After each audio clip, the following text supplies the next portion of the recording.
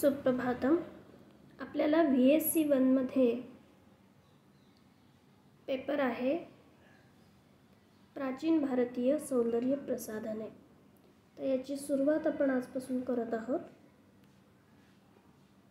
आपल्याला वाटतं की संस्कृतमध्ये फक्त तात्विक किंवा वेदांत वगैरे आध्यात्मिक गोष्टीच आहेत, पण असं नसून जीवनासाठी आवश्यक आणि आनंददायी अशा सर्व घटकांचा समावेश आपल्याला संस्कृत भाषेमध्ये दिसतो. सौंदर्य प्रसाधनांबाबत सजगता प्राचीन भारतीयांची किती आहे ते आपल्याला या श्लोकावरून दिसून येतं. पाहूया श्लोक.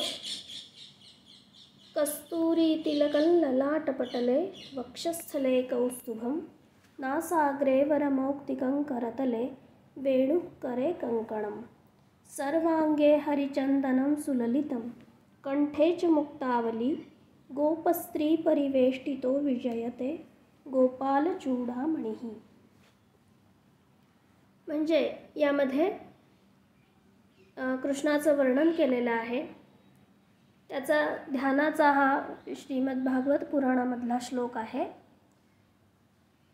ध्यान करताना त्यांनी जे काही अलंकार धारण केलेले आहेत या अलंकारांचा सुद्धा इथे उल्लेख आपल्याला आवर्जून दिसतो.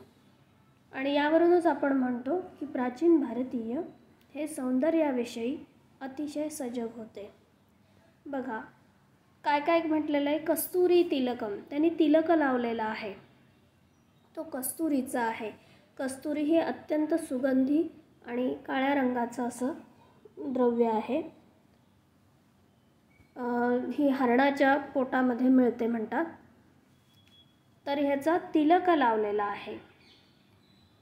ललाट पटले, ललाट म्हणजे कपाळ, कपाळाचा जो पट आहे म्हणजे कपाळ आहे त्यावरती कस्तुरीचा तिलक लावलेला आहे. आणि वक्षस्थले कौस्तुभम, वक्ष म्हणजे छाती, छातीवरती म्हणजे गळ्यामध्ये बरोबर छातीपर्यंत येईल असा कौस्तुभ मणी त्याने धारण केलेला आहे.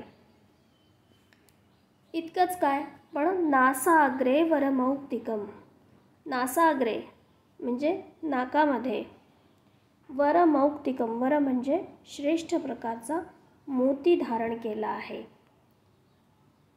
करतले वेणुः, करतले म्हणजे हातामध्ये त्याच्या वेणू म्हणजे बासरी आहे. करे कंकणम, कर म्हणजे पुन्हा हात, हातामध्ये कंकण म्हणजे बांगड्या म्हणता येत नाही, कडा म्हणूया आपल्याला, तो धारण केलेला आहे. सर्वांगे हरिचंदनम सुललितम, संपूर्ण अंगाला त्याने काय लावलेलं आहे, चंदन लावलेलं आहे.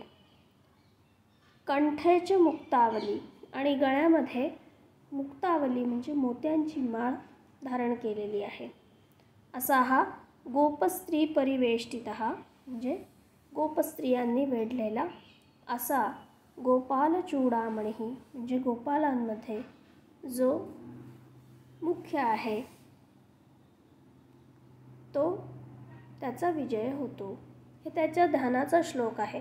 बघा यामध्ये तिलकाचं वर्णन आहे, कौस्तुभ रत्नाचं वर्णन आहे, मोत्यांचं वापर आहे, त्यासोबतच सर्वांगाला त्यांनी हरिचंदन, चंदन लावलेलं आहे, अत्यंत सुगंधित चंदन लावलेलं आहे, कंठामध्ये माळ घातलेली आहे.